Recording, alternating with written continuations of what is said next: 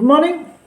ముఖ్యంగా ఆంధ్రప్రదేశ్ అదేవిధంగా తెలంగాణలో వరదలు వర్షం విపరీతంగా పడి ఇటు నల్గొండ, ఖమ్మం, అటు విజయవాడ ఆ చుట్టుపక్కల ప్రాంతాలన్నీ కూడా జలమై కావడం జరిగింది. ఈ యొక్క ప్రస్తుత ముఖ్యమంత్రులు ఇద్దరు కూడా విరాళాల గురించి స్వచ్ఛంద సంస్థల వాళ్ళను అందరినీ కూడా అడగడం, అదేవిధంగా పారిశ్రామికవేత్తలు, ఎంప్లాయీసు అందరూ కూడా సహాయ సహకారాలు అందిస్తున్నారు. అదేవిధంగా కొంతమంది మంత్రులు కూడా సహాయాలు అందిస్తున్నారు.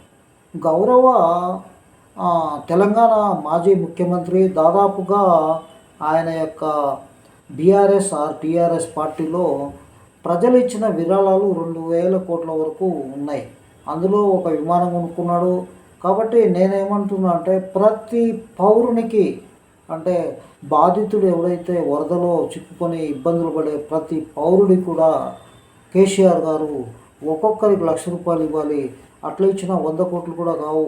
అది పోయేటప్పుడు తీసుకెళ్ళేది కాదు, వారసులకు పంచిచ్చేది కాదు. దానికి ఒక కమిటీ ఉంటుంది కాబట్టి ఆ విధంగా ఇవ్వాలని చెప్పి కేసీఆర్ గారికి విజ్ఞప్తి చేస్తున్నాం. అదేవిధంగా గౌరవ సీఎం మిస్టర్ జగన్మోహన్ రెడ్డి గారు కూడా నేను రిక్వెస్ట్ చేస్తున్నాను. మీరు కూడా అదే పద్ధతిలో విరాళాలు ఇవ్వండి.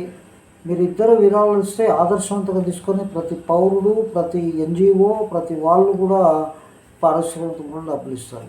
మీరిద్దరు కూడా ఏంటంటే మీ జోబిలోంచి డబ్బులు తీయకుండా ఎదుటివాడిని వాణి వీని అని చెప్పడం తప్ప మీరు ఈ సహాయ సహకారాలు చేసేది. మీ ఇద్దరి యొక్క మనస్తత్వం ఒకటే.